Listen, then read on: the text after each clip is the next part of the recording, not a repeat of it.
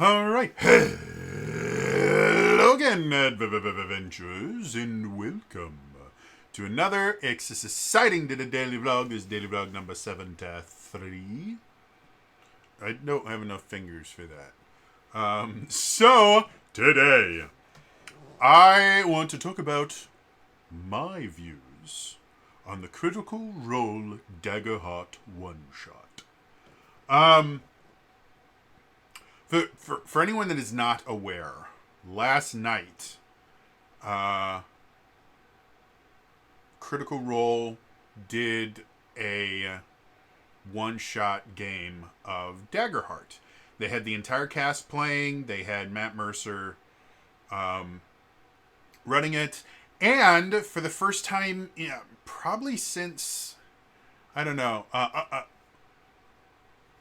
for the first time, I think, since the pandemic started, or lockdown started, 4 years ago at this point, they actually played a tabletop RPG live. Now, I know they did have that one live show where they just made a bunch of characters in Baldur's Gate, and that was live. But other than that, everything that Critical Role has done for like the past 4 years has been pre-recorded.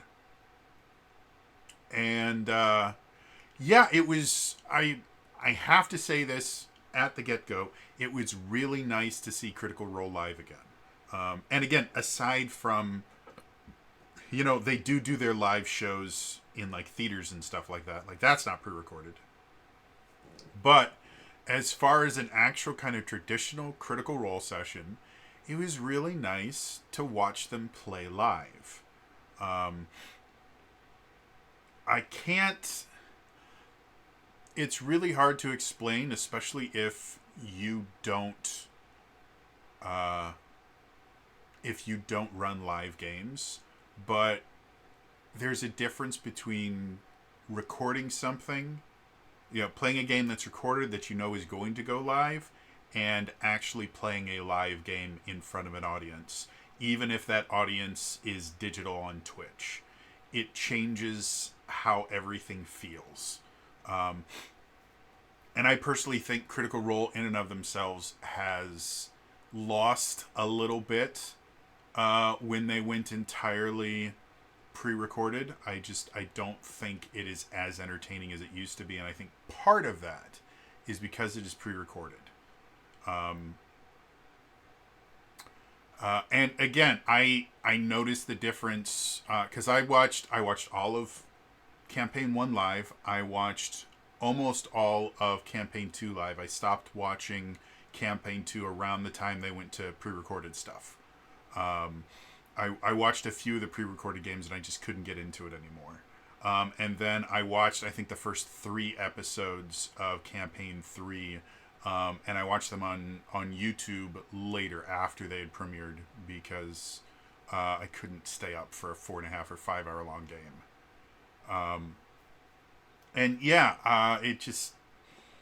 It doesn't do it for me anymore. But watching Daggerheart live was just so much fun. The characters were great. The artwork for all the characters was phenomenal. I tried looking up one of the artists because at the act break in the middle they had just a 15-minute break in the center, which is what they always do. Normally they run ads and stuff in that 15 minutes because Daggerheart is made by them, and that particular stream wasn't sponsored by anything.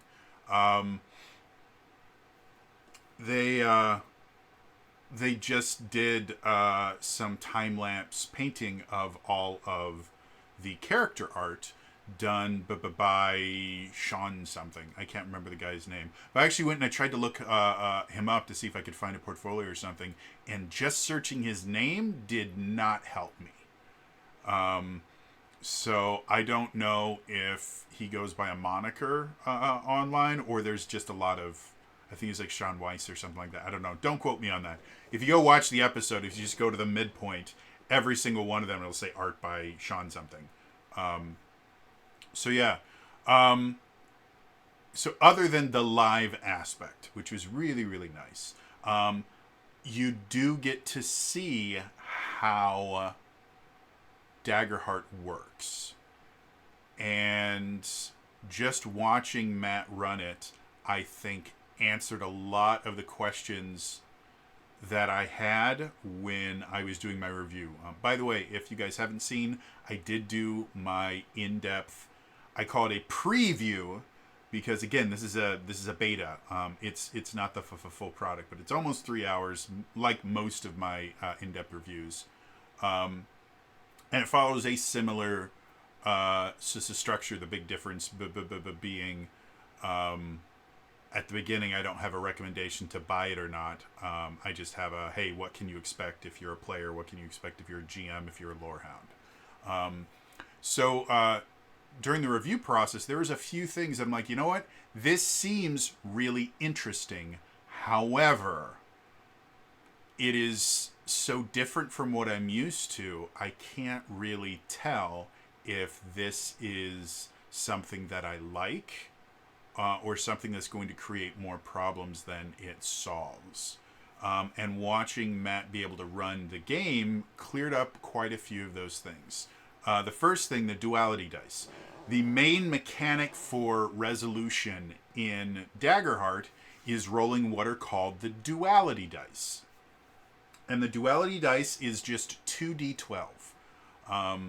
You have one d12 that's considered the hope die. You have one d12 considered the fear die. And you roll them together, you add them up, and the total decides whether you succeed or fail. But whichever one of those two dice is higher will decide if you succeed with hope, succeed with fear, fail with hope, or fail with fear. And so effectively, this system, the way I interpreted it, and it may be this is the way that it's intended, but this is not the way that Matt played it. The way that I interpreted it is it effectively gave you degrees of success. And degrees of success is something that exists in a lot of what are called I can't remember what the dice pool systems. Things like the World of Darkness is real famous for it, where instead of trying to hit a target number, what you do is you roll a number of dice, and then you have a certain number that is your success number. And if any one of those dice rolls above that, meets that or rolls above it, then that die is a success. And so the way that dice pool games generally work is you roll a pool of dice and you're trying to get a certain number of successes in order to succeed. And a few dice pool based games will have a mechanic called degrees of success, where you can succeed and technically get what you want, but depending on how many additional successes that you get, you will have additional degrees of success and additional degrees of failure. So you might just succeed and you just barely get what you want, or you might get extra success, and now not only do you succeed, but you get something extra. Or you might even get like a critical success where you succeed, you get something extra, and you get a bonus for the whole team or something. And the same thing happens with failure. You have degrees of failure. You can get just a regular failure. Okay, you don't get what you want. A failure with an additional degree of failure. Oh, you don't get what you want and something bad happens to you. A critical failure. Oh, you don't get something you want. A bad thing happens to you and a detrimental thing happens to the whole team or something.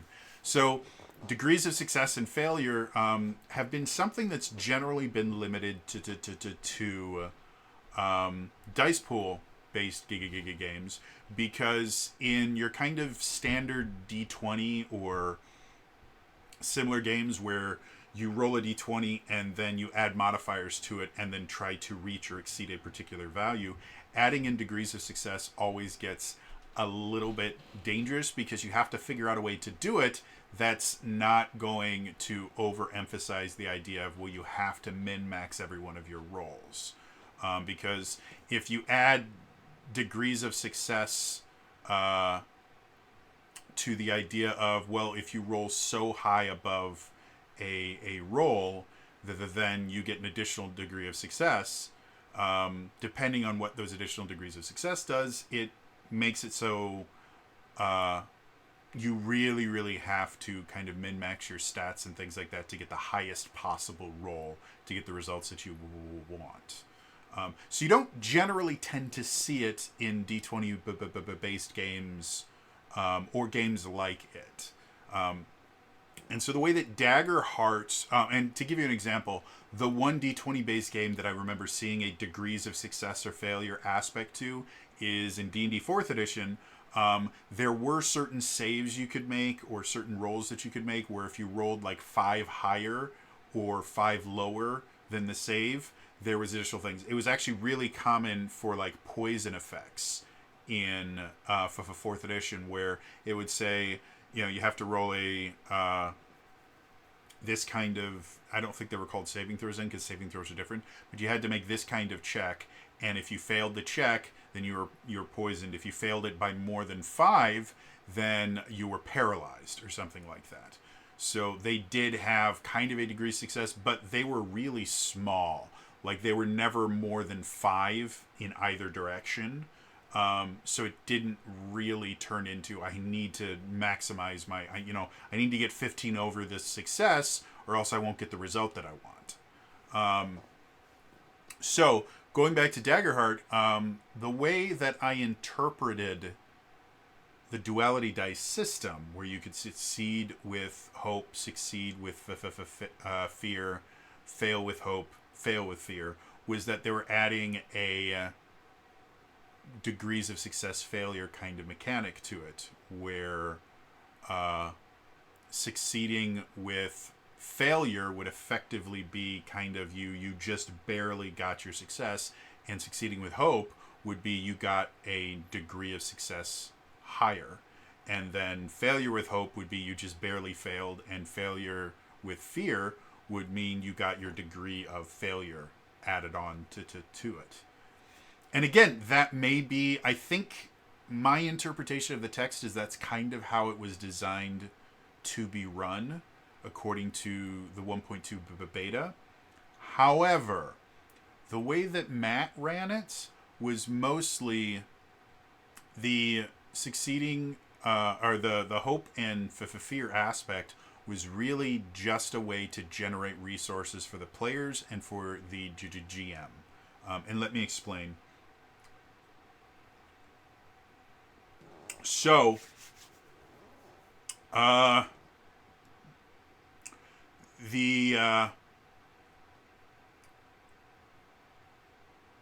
whenever a player would roll a success with hope, anytime you roll with hope, your character gets a point of hope.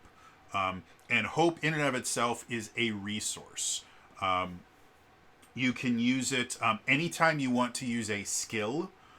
Which skills in skills, and I mean skills as in skills in D&D 5th edition. Like if you wanted to make an acrobatics check, well, that's a skill, and it's technically generally if you're proficient in that skill, it's generally better than just rolling a dexterity check because you get to add your proficiency to it. And that's how skills in most systems are. Is they're a specialized kind of attribute roll that you get to add a higher number to. In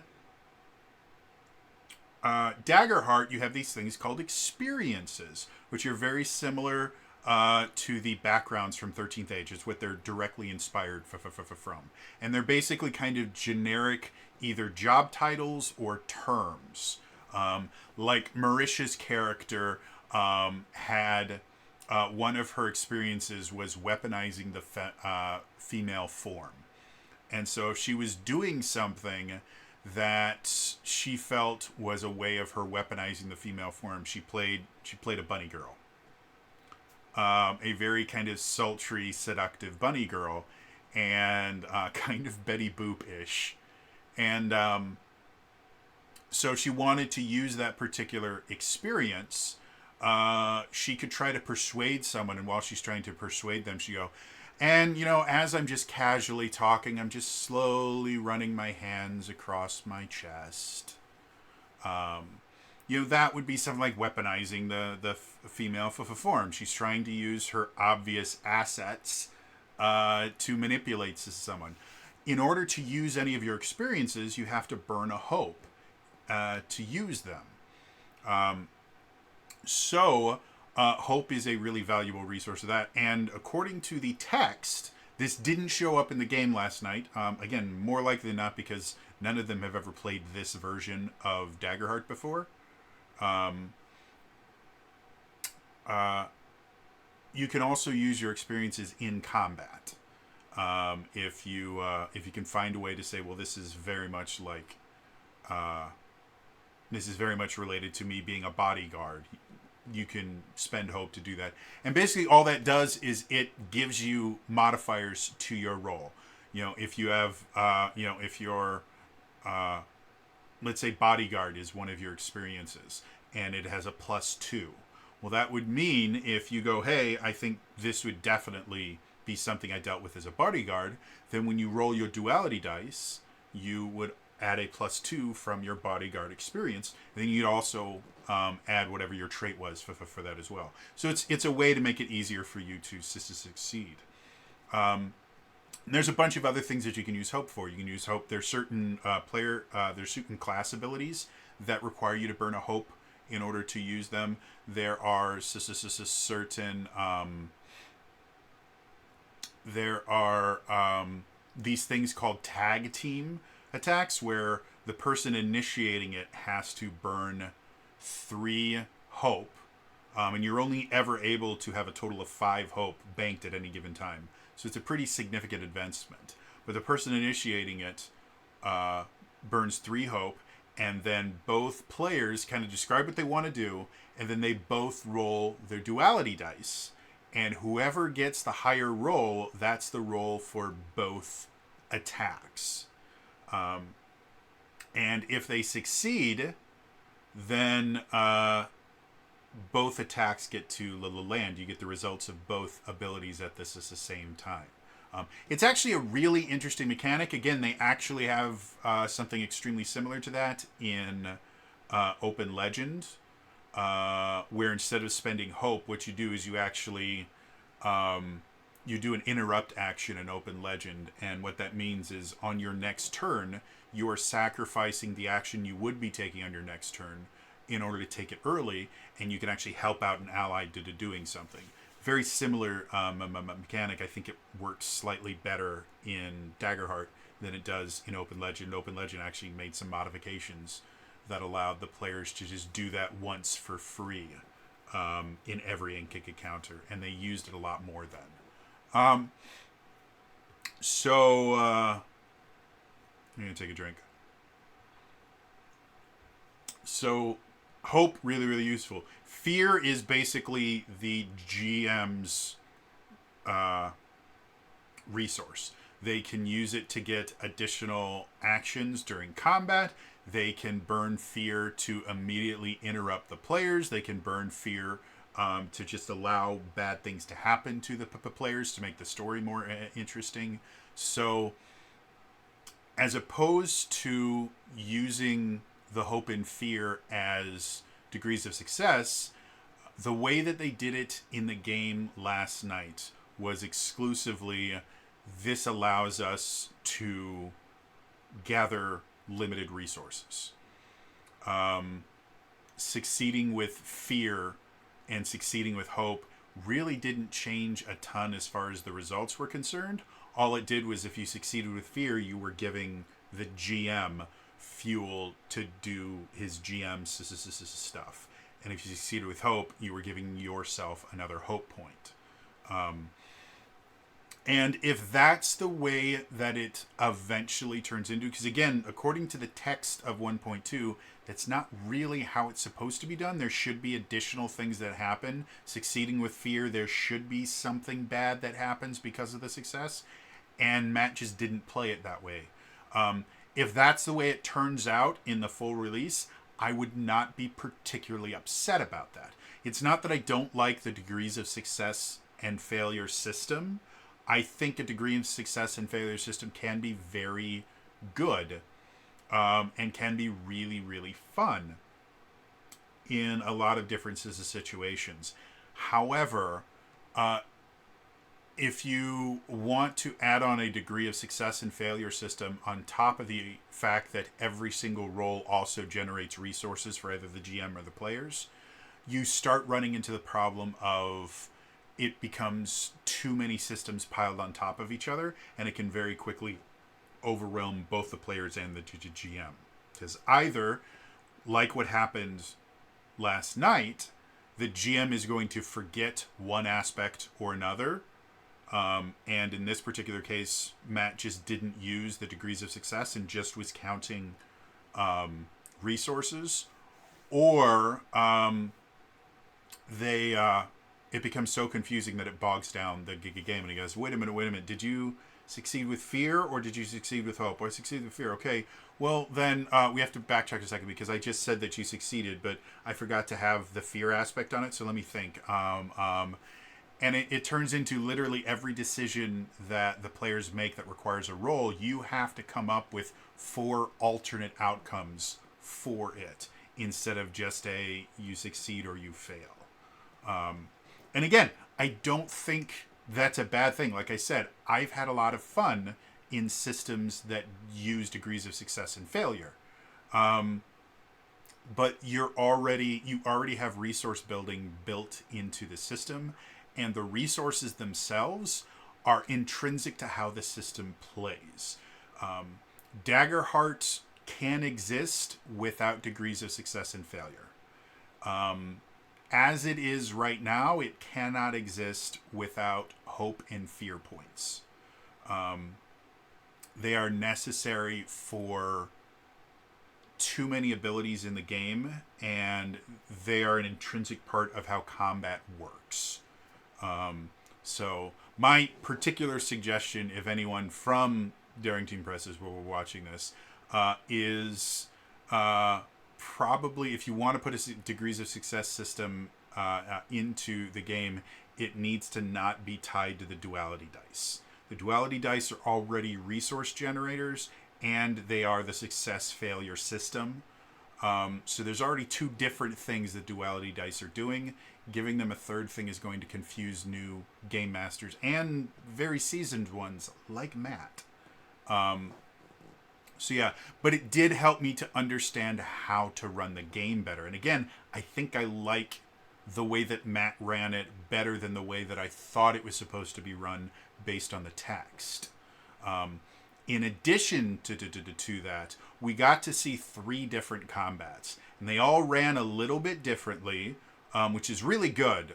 Something that I don't think people give credit for enough is the idea of creating an introductory adventure is actually a really difficult thing, and it's really, really easy to do poorly. I know because I've run a bunch of introductory adventures that I've written myself. I've run a bunch that other people have written, and the entire purpose of an introductory adventure should be to expose your players to as many of the different aspects of the game as you can without overwhelming them. So, for example, a 5th edition introductory adventure should have a section that is dedicated to the players role playing. And it doesn't mean that you have to force your players to talk in their character voices or anything like that. But it should have a section where you get to use your skills, you get to talk to NPCs, and whether talking to NPCs is the players literally conversing with an NPC, or the players going, yeah, my character asks them where to find this. And then the DM goes, well, the shopkeeper says that they don't know.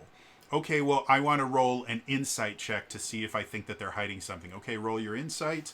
Okay, yeah, it's obvious to you that they're holding something back, but you're not sure if they're holding it back just due to not liking you, not being paid for it, or because they're actually afraid of giving that information out. There should be a section that allows them to learn the skill system. So that's the role-playing part, is learn and utilize the skill system. there should be at least one combat encounter that lasts for multiple rounds. Because that allows you to introduce them to the action economy. It allows you to introduce them to how movement and combat and attack rolls and all those different things will work. And finally, it needs to allow for the players themselves to experience some aspect of exploration. And I know a lot of people will argue that 5th edition ignores the exploration pillar. They don't. DMs ignore the exploration pillar. 5th edition does it perfectly fine. However, a lot of people assume that the exploration pillar is looking at a world map with hexes on it and then moving between them and rolling randomly on a table. And that's exploration. It's not. Having either a map for them to explore, and that could be as simple as having a city map and allowing them to go, well, what's here? Or having a dungeon map and allowing them to do a little dungeon delve, something like that. That tends to be very, very common in most introductory adventures, is they will have a small, very short dungeon delve for the kind of exploration aspect. And that gets them used to the idea of things like secret doors, traps, stuff like that. So in a D&D 5th edition introductory adventure, you need to have all 3 of those things exist, and generally you need to be able to do it in less than 4 hours. For Daggerheart, Matt created a really great introductory adventure because the players got to try a little bit of everything. The beginning of the adventure, they had to go around and find information about where they were supposed to be going, and they got to do a little bit of role-playing and stuff like that. And then they got to go out and do a little bit of exploring where they're looking around. They got into 3 different combats, and I think one of the things that was really nice about the 3 different combat encounters that they ran, the first one was a very traditional combat encounter. Here are bad guys, you're the good guys, fight. It was something that anyone that's played a tabletop RPG was going to feel very familiar with. The second combat encounter, they introduced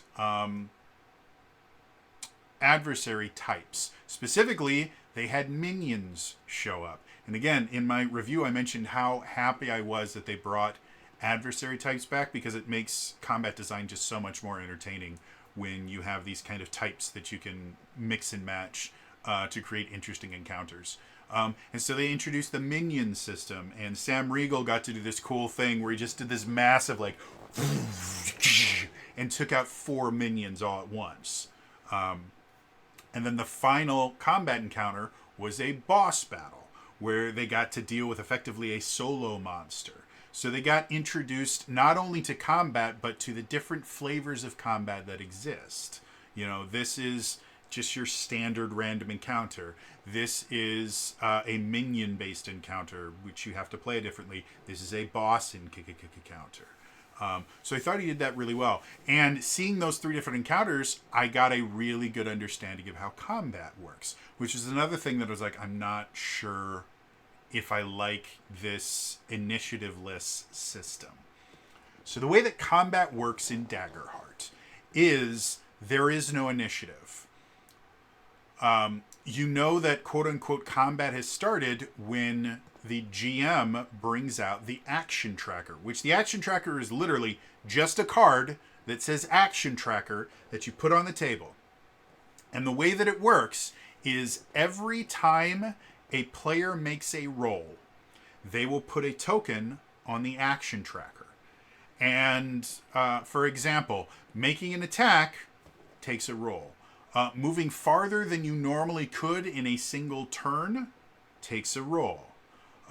Trying to persuade the enemy to do something takes a roll. So every single time the dice are rolled, an action is put, or a token is put on the action tracker.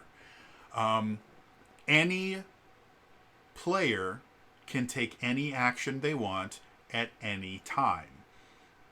So if one player wants to kind of run up to the bad guy from a far distance. They make a roll for that. They succeed. And then as soon as they get there, they want to attack the person. They make another roll to succeed. They can do that. You can stack actions. Kind of similar to how 5th edition works, where you can have a move action and then your main action, then a bonus action. You have 3 different actions altogether. You can do that exact thing in Daggerheart. The thing that limits you is when you are doing your actions, as soon as either a player rolls with fear, so whether it's success or failure, if fear is the higher roll on your duality die, the players stop taking their actions. And so if your goal was, and this actually happened a little last night, I think Laura's character wanted to run up and then do a tag team with Marisha's character. And so Laura had to make a roll to get through. There was this sludge and stuff in the way, and so she had to kind of fight her way through it. She was able to do that, but she rolled with fear. So before she could make her tag team attack, as soon as you roll with fear, or as soon as you fail a roll, the action switches to the GM. And the GM now has a bunch of actions they can take. For every dice roll that happens in the players, they put a token on the action tracker. And as soon as it's the GM's turn, he can take all the tokens on the action tracker, and each one of them he can use to activate a monster. And there's some rules and limitations on how often you can activate monsters and things like that. But for the most part, in a regular combat, the GM is encouraged to only activate each monster once for each of his turns. And then there's a couple other ways. There are certain monsters that actually have a thing that allows them to be activated multiple times in a single turn. But what's going to affect that is how many action tokens the GM has. So if the players are just doing, action after action after action after action, and the GM collects like 7 or 8 different tokens, well, now that it's his turn, he's got 8 tokens to do stuff with. And so he can activate every monster all at once, and there's nothing they can do to stop it. Then if he has extra tokens, he can translate tokens back into fear that he can use for other things. Again, there's certain things that allow him to activate monsters multiple times. And there's also the idea that he can just bank those additional tokens for the next time you guys roll fear. Or something that Matt did a few times, he can actually burn, I think it was 2 fear. It was either 1 fear or 2 fear. He can actually burn that to immediately interrupt an action. So as soon as, instead of having to wait for someone, one of the players to roll fear or fail, he can just go, stop, I'm burning fear, to allow me to take my next turn immediately. And so, as much as it seems weird for there to be no initiative, because initiative is how literally every single tabletop RPG I've ever played runs some sort of initiative. Even Fabula Ultima, where they effectively use a popcorn initiative where there isn't a set order. It's, okay, who wants to go next? Anytime the players take a turn, the enemy takes a turn. So there's this back and forth aspect. So a game that truly doesn't have an initiative is really weird. But watching Matt run it last night, I actually really like it. It effectively adds, again, kind of a gambling aspect to taking your turns, because literally every time somebody takes a turn, you are giving resources to the GM, and there's always a chance that you're going to roll with fear or fail and instantly trigger the GM's turn. You can't really predict when it's going to happen, unlike literally every other tabletop RPG where you can just sit there and go, okay, well, we've already been through the initiative once. I know exactly when the bad guys are going to go, and I know which ones that I want to take out first because they're higher in initiative. So it adds a really, really unique kind of randomized aspect to combat that I think is really interesting. And I think in its current iteration, again, the way that Matt played it, where again there weren't degrees of success or failure. It was you roll with hope, you gain resources for the players. You roll with fear, you gain resources for the GM, and you activate the GM's turn. And again, the translation rate between fear and action tokens was, I think, 1 fear equals 2 action tokens. So basically what could happen is if Matt took his turn, used all his action tokens, and then the players went and immediately rolled fear, well, he would only have 1 action token that he could use. And in one instance, he just declined to take his turn so that he could build up more action tokens. And I think there was a kind of benefit for him when he did that. I think he gained additional fear by just passing his turn. But the next time he did it, he actually just burned a fear to give him more action tokens. So banking fear for the GM means that if you're just given an extra turn when you're not expecting it, you can just burn a fear to give you more action tokens so that you can do more things. So it leans back to the idea that every single roll matters. Succeeding with fear matters compared to succeeding with hope. Failing with fear matters compared to failing with hope. Because failing with hope is still going to trigger the GM's turn in combat.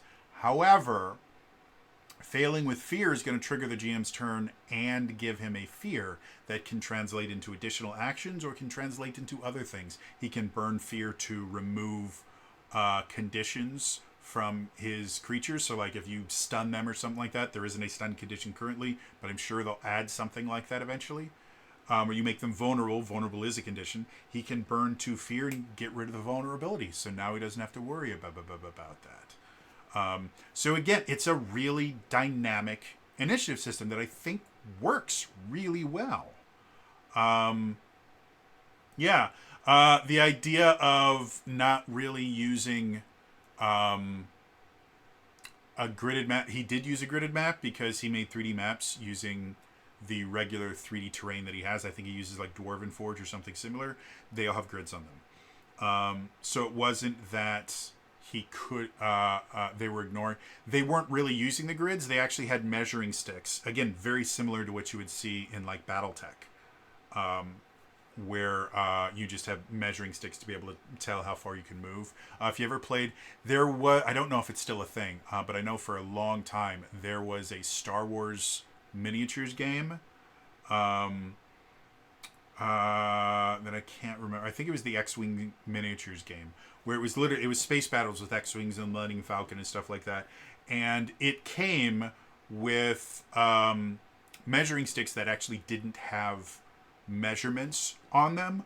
All they were they were a set design, and they were maneuvers. And so you could decide to do different maneuvers, and different ones would like turn your ship in a certain direction or do that. It was a really interesting system that allowed you to basically use any surface as a map to be able to play on without needing a shit ton of work to be able to pull it off. So again, very similar to that. They were using, I think Taliesin at one point was using a slap bracelet as his measuring tool. If you're not familiar with those in the 90s, they were really popular. They were kind of rigid and flat, but as soon as you bent them enough, the integrity would cause them to just curl. And so they were called slap bracelets because you go tsh, and they would make a slapping sound, and they would go from flat to tsh, and they would go around your wrist. They're called slap bracelets. They're still pretty cool. They still exist. They had their heyday in the 90s. So I think Taliesin, for his character, was using his slap bracelet as a measuring tool, which I 100% think is awesome. I would be super cool if Darrington Press would release a line of slap bracelets with measurements on them, so that anyone that wanted to play Daggerheart could just have their slap bracelet on, and then they want to play, a game, they can just go, all right, I got it ready and I've got my measure, and then when they're ready for, I think that'd be really cool. But yeah, so the movement, for the most part, it worked. They used a map. They were able to do everything that they wanted to without really kind of arguing or anything like that. Like it was, and part of that is due to the fact that they've been playing together for they've been playing together for over 10 years at this point, because the original game that inspired Critical Role started something like 2 years before Critical Role actually started. So they've been playing together for a decade. They don't really tend to argue with each other much, especially not on screen. There was a slight argument that happened between Liam and Matt, which again wouldn't happen on a pre-recorded thing, but it did happen live, where Liam was trying to use his class ability, and they basically kind of just very quickly argued over the rules.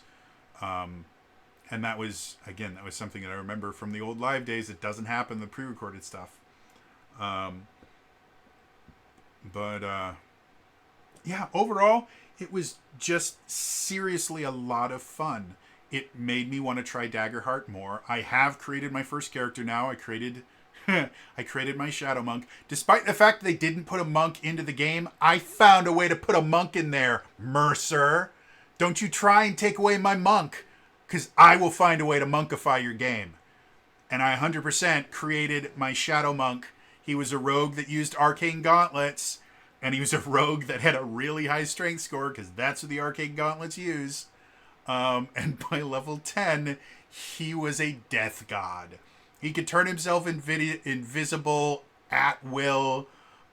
He could teleport between shadows. He had bonuses to attack and damage when he was in shadows. He had this one ability that turned him into a ghost that made him invulnerable for like 3 minutes. It was awesome. I loved it. So I have created my first Daggerheart character. They're amazing and lovely. I can't wait to try and play the game. And I've talked to a couple people that are interested in playing Daggerheart that I normally don't play with. And so I think I'm going to open up some communications with a few of them and go, hey, if you guys want, I'm totally good with running the quick start adventure with you guys. They have an intro adventure that comes with the playtest packet. I haven't looked it over yet, but I'm pretty certain it'll be fine. I've run intro adventures to. I ran a Cypher System intro adventure. I ran the Dune intro adventure. I ran an Avatar intro adventure. Like, I do these all the time. It's not particularly difficult to do. That's the purpose of an intro adventure. So yeah, hopefully that'll be something. I'll have to talk with the other people, because the other people have an online presence, and so as far as me recording it and putting it up somewhere on the web, whether it's on my YouTube channel, whether that's on Twitch or whatever, will have to be a conversation that I have with them. But I'm hoping to be able to run at least one Daggerheart game that I can put on my channel so that you guys can see it actually played. Again, watching the game last night has just made me more excited for Daggerheart. I wasn't sure if the game itself was, what I was reading was making me interested, but there are things in there that were making me hesitant. And now seeing the game played, I'm more excited now than I was before. The longevity of the game is going to be entirely based around how well they provide supplements for it and the quality of those supplements. But as of right now, it looks real good. And I definitely think when it comes out, it will be in the running for an Emmy. If you're not familiar, the Emmy Awards are basically tabletop Oscars. Except they're not run by a group that's more concerned about how good they look by giving out their awards to the right people instead of actually giving out awards to excellence. The Emmy Awards are actually pretty cool. Fabula Ultima won a couple Emmy Awards, I think last year. So, yeah, I think Daggerheart will definitely be a contender for the Emmy Awards. I think Candela Obscura was at least nominated for an Emmy Award last year. Yeah, I'm interested to see how all this stuff goes, but I think Daggerheart's going to be a shoe-in for at least a nomination for the Emmys. I haven't really seen too many other systems that I think will give Daggerheart a run for its money. It's got a huge production value behind it because it's made by Critical Role. The artists that are working on it seem to be top tier. And again, I think the only thing that'll really give it a run for its money is probably going to be MCDM's new tabletop RPG, if that comes out. Is the only thing right now that I think is going to really give it a run for its money. But who knows? There might be another indie RPG that just comes out and blows everybody's mind. Nobody was expecting Fabula Ultima, and then it came out.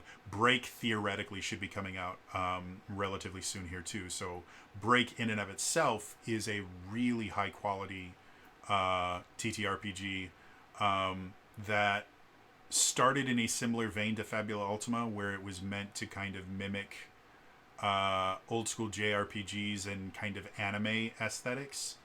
But it leans significantly heavier into kind of Miyazaki style storytelling. And it's a very different system. I backed it on Kickstarter or BackerKit, one or the other.